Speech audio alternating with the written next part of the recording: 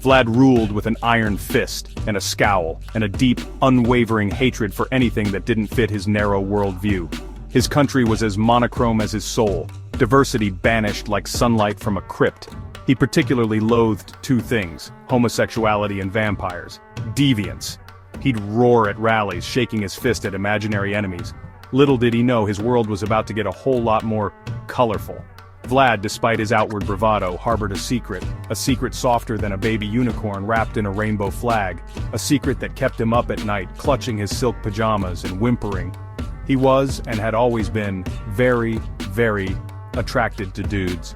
This internal conflict only fueled his rage, making him a pressure cooker of repressed emotions ready to explode. One night during a particularly fiery anti-vampire rant, a dark figure descended from the rafters. Tall, handsome, with eyes that flickered like rubies in the moonlight. Vlad, momentarily speechless, forgot to be afraid. He forgot to be hateful. He just stared, mouth agape, as the figure approached. "You seem to have a problem with my kind," the figure purred, voice smooth as velvet. Vlad could only stammer in response. This was not in the dictator handbook. The figure leaned in close, his breath warm on Vlad's ear. "Don't worry, darling," he whispered, "I'll make you see things differently."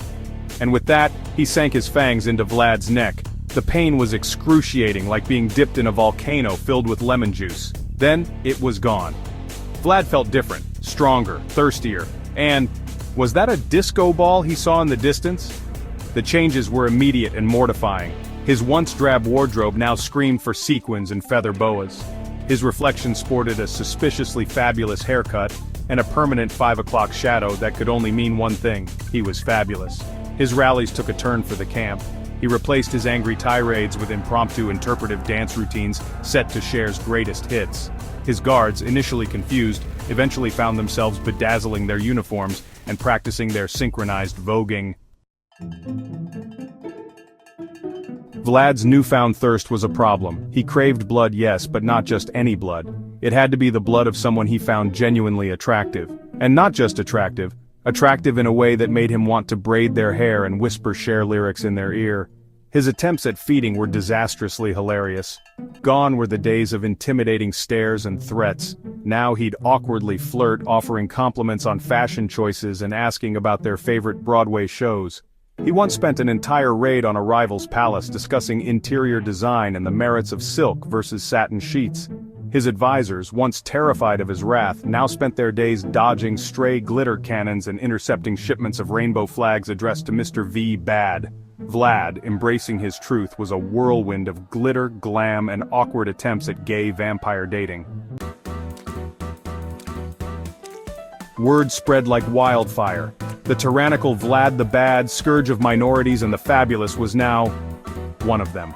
At first there was laughter, then confusion. Then, something unexpected happened. People started coming around.